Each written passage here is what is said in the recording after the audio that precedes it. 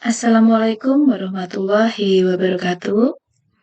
Apa kabar, guru-guru hebat? Bertemu lagi di channel Naila Zevanya yang akan memberikan contoh soal latihan soal APPG dalam jabatan tahun 2022 part 2 ya. Untuk part satunya, Bapak Ibu bisa lihat di playlist ya, sudah bisa dilihat. Kemudian dicoba dilatih berulang-ulang. Kemudian ini lanjutannya kemarin yaitu nomor 11 sampai dengan 20, 10 soal. Langsung saja ya. Nomor 11, pandangan-pandangan yang menggambarkan dan menjelaskan tentang hubungan dalam peristiwa-peristiwa ekonomi dan menganalisis peristiwa yang selanjutnya akan terjadi merupakan suatu bidang ekonomi yang disebut A. Ekonomi deskriptif, B. Teori ekonomi, C. Ekonomi terapan, D. Politik ekonomi, E. Hukum ekonomi. Jawabannya adalah B. Teori ekonomi. Ini jelas ya. Kemudian selanjutnya nomor 12. Ilmu ekonomi yang mempelajari bagian-bagian teori ekonomi secara parsial disebut A.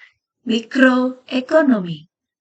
Mikroekonomi ini merupakan cabang ilmu ekonomi yang menganalisis bagian kecil seperti perusahaan, struktur industri, dan rumah tangga dari keseluruhan kegiatan perekonomian. Nomor 13. Ekonomi syariah merujuk pada A. Al-Quran, B. Hadis, C. Sunnah, D. Al-Quran dan Hadis, dan E. Al-Quran dan Sunnah. Jawabannya adalah D. Al-Quran dan Hadis. Nomor selanjutnya, nomor 14. Sistem ekonomi syariah bersifat A. Individual, B. Universal, C. Liberal, D. Campuran, E. Terpusat. Jawabannya adalah B. Universal.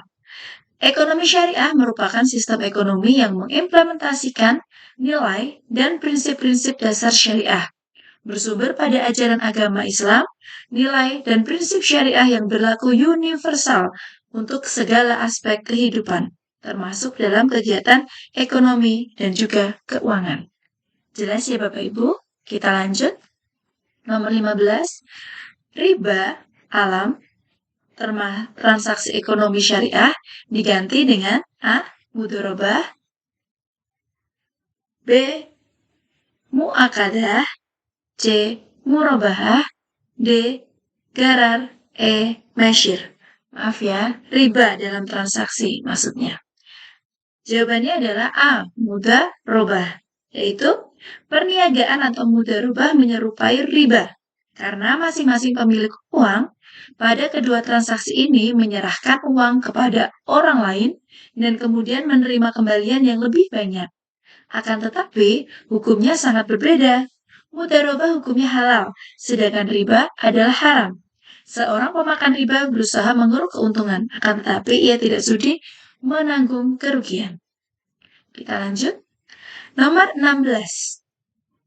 Sistem ekonomi di mana pemerintah dapat mengendalikan perekonomiannya disebut A. Sistem ekonomi terpusat, B. Sistem ekonomi mikro, C. Sistem ekonomi makro, D. Sistem ekonomi tradisional, E. Sistem ekonomi campuran. Jawabannya adalah A. Sistem ekonomi terpusat. Pembahasannya, dalam sistem ekonomi komando atau terpusat, pemerintah memiliki kuasa penuh atau dominan terhadap kegiatan ekonomi negaranya. Sistem ini biasanya juga disebut dengan sistem ekonomi terpimpin.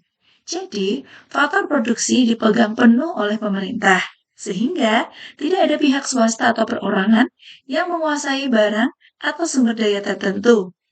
Kalaupun ada, masyarakat yang memegang sektor produksi tentunya dalam pengawasan dan batasan oleh pemerintah. Kita lanjut nomor 17. Di bawah ini yang termasuk ke dalam ciri-ciri ekonomi komando adalah A. Teknologi yang digunakan sudah modern. B. Tidak adanya perhitungan efisiensi penggunaan sumber daya. C. Alat dan sumber daya ekonomi dikuasai secara bersama. D. Hak milik perorangan tidak diakui. E. Sering terjadi krisis ekonomi. Ekonomi komando ya. Jawabannya adalah ya, D.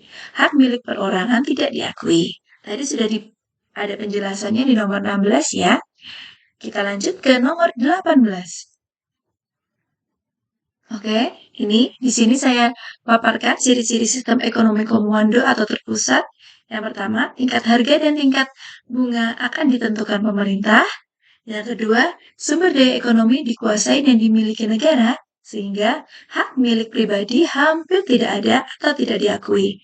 Yang ketiga, kebebasan dalam berekonomi masyarakatnya sangat luas. Kemudian, sangat terbatas. Yang keempat, regulasi atau aturan ekonomi diatur dan ditetapkan oleh pemerintah. Yang kelima, jenis pekerjaan dan pembagian kerja diatur oleh pemerintah. Dan yang terakhir, inisiatif dan hak milik perorangan sangat terbatas. Nomor 18. Kegiatan ekonomi yang dilakukan berdasarkan usaha bersama, berasaskan kekeluargaan dan gotong royong disebut A. Demokrasi ekonomi. B. Kegiatan ekonomi. C. Transaksi ekonomi. D. Ekonomi kapitalis. E. Ekonomi sosialis. Jawabannya adalah A. Demokrasi ekonomi. Nomor 19. Salah satu ciri sistem perekonomian Indonesia adalah A. Potensi inisiatif dan daya kreasi setiap warga dikembangkan sebatas tidak merugikan kepentingan umum. B. Pemerintah menguasai sektor-sektor ekonomi penting bersama koperasi. C. Hak milik perseorangan diakui dan pemanfaatannya boleh bertentangan dengan kepentingan umum. D. Pemusatan kekuatan ekonomi pada satu kelompok. E. Bebas mengeksploitasi manusia dan sumber daya alam. Jawabannya adalah A. Potensi, inisiatif, dan daya kreasi setiap warga dikembangkan sebatas tidak merugikan kepentingan umum. Di sini saya paparkan ciri-ciri perekonomian Indonesia ada banyak, seperti menganut sistem ekonomi kerakyatan, berasaskan kekeluargaan, sumber-sumber penting dikuasai oleh negara, kemudian perusahaan swasta bisa berkembang dan bersaing. Yang kelima, demokrasi ekonomi, memprioritaskan kepada terciptanya perekonomian nasional yang tangguh, dan pengandalan sistem desentralisasi terhadap pelaksanaan kegiatan ekonomi yang diimbangi dengan perencanaan yang matang. Kemudian, yang terakhir, nomor 20, maaf, salah ya nomornya. Di bawah ini yang merupakan ciri-ciri ekonomi terpusat adalah A. Hak milik perseorangan diakui seluas-luasnya. B. Indikator kegiatan ekonomi berdasarkan pasar. C. Peranan pihak swasta dominan dalam kegiatan ekonomi. D. Semua alat produksi dimiliki pemerintah. E. Inisiatif masyarakat berkembang. Jawabannya adalah D. Semua alat produksi dimiliki pemerintah. Sekian ya, 20 soal.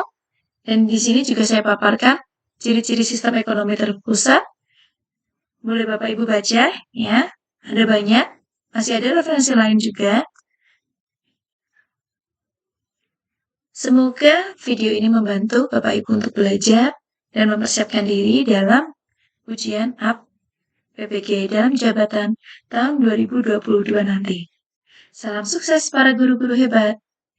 Dan jangan lupa supaya mendukung channel YouTube kami, jangan lupa subscribe, like, dan komen. Terima kasih.